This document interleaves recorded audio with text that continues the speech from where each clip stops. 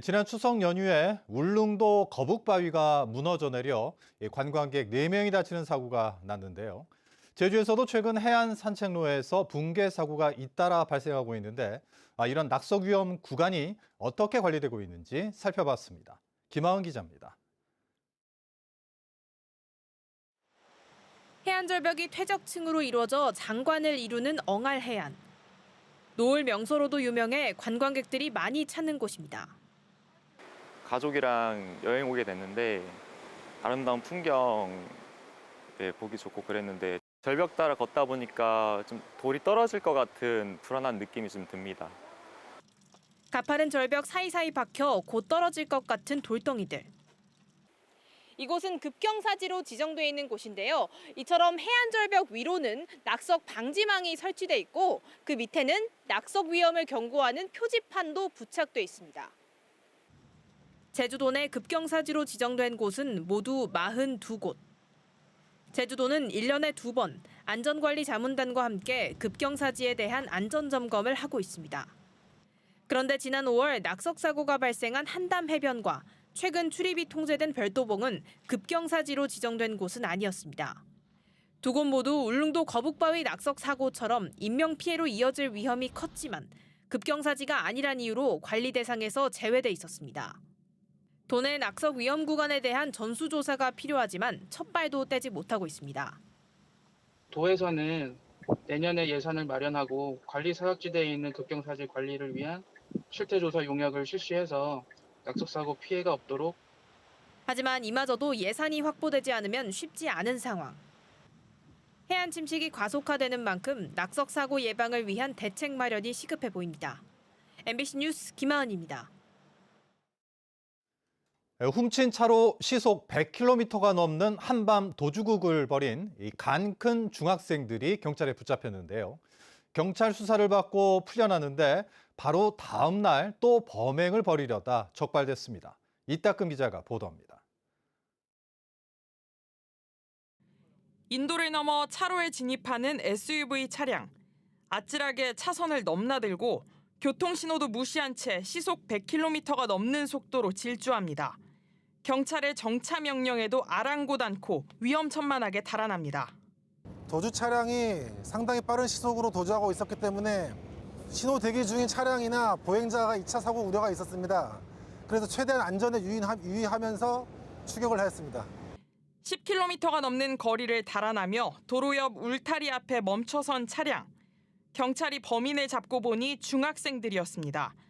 차가 지나간 철제 울타리는 부서졌고 차량 부품들은 사방으로 튀어 아직 남아 있습니다. 순찰차를 피해 제주항 부두 앞까지 도주한 차량은 울타리를 뚫고 지나와 도로과 연석을 들이받고서야 멈춰섰습니다.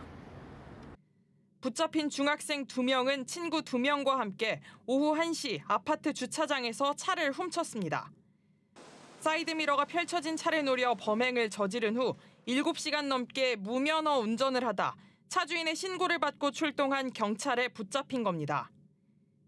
이들은 경찰 조사를 받고 풀려났는데 다음 날에도 주택가 주차장에서 차량 터리를 하려다 경찰에 또다시 붙잡혔습니다.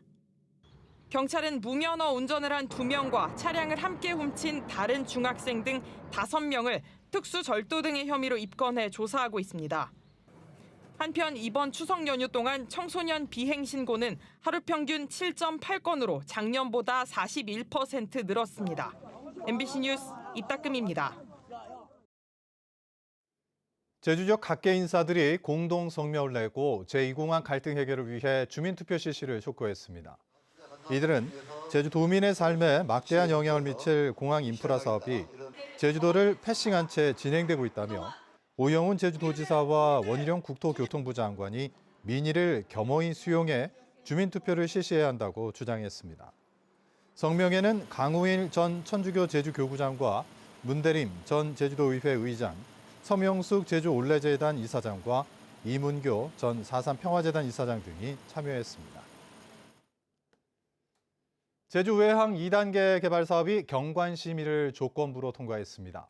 제주도 경관위원회는 제주 외항에 화물선 접안이 가능한 계류시설 210m와 호안 446m 규모의 자파부두 1선석을 추가 조성하는 계획에 대해 공원 내 녹지 공간을 확보하고 광장 야간 조명 계획을 세우는 방안을 검토하는 조건으로 통과시켰습니다.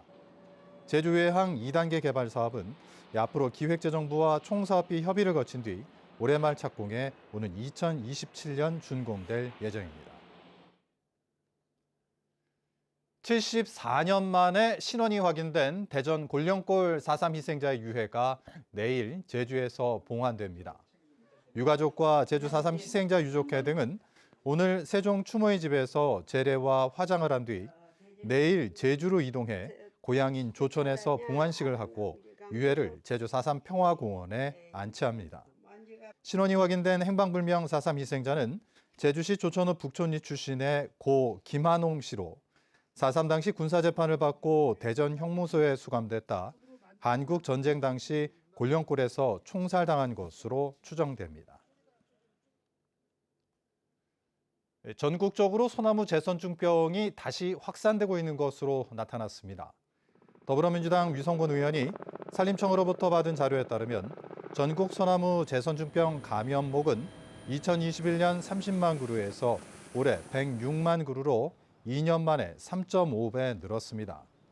소나무 재선충 감염목은 2017년 99만 그루에서 2021년 30만 그루로 4년 만에 3분의 1로 줄었다 지난해 37만 그루로 다시 증가세로 돌아섰습니다. 뉴스데스크 제주 마칩니다. 고맙습니다.